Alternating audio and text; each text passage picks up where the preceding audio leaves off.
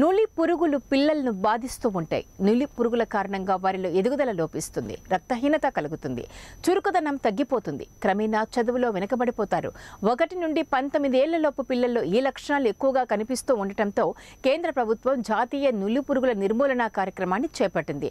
ప్రతి 6 నెలలకు ఒకసారి 1 నుండి 19 ఏళ్లలోపు పిల్లలందరికీ సామూహికంగా నులి పురుగుల నిర్మూలన మాత్రలు మింగించేలా కార్యక్రమాన్ని చేపట్టింది. అందులో భాగంగా ఈ నెల 9వ తేదీ జాతీయ నులి పురుగుల నిర్మూలన కార్యక్రమాన్ని నిర్వహిస్తూ ఉన్నారు.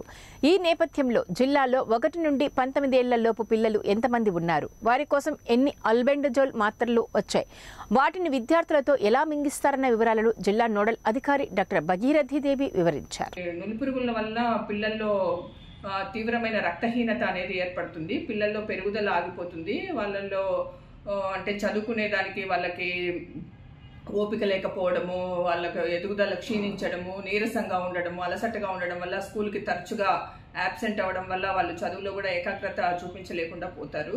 కాబట్టి మనం ఈ నులి పురుగులను నిర్మూలిస్తే పిల్లలకి రక్తహీనత అనేది వాళ్ళకు బాగుపడి రక్తం పర్సెంటేజ్ పెరుగుతుంది. తర్వాత వాళ్ళు చురుకుగా పెరుగుతారు, ఏకాగ్రతగా చదువుకోగలుగుతారు.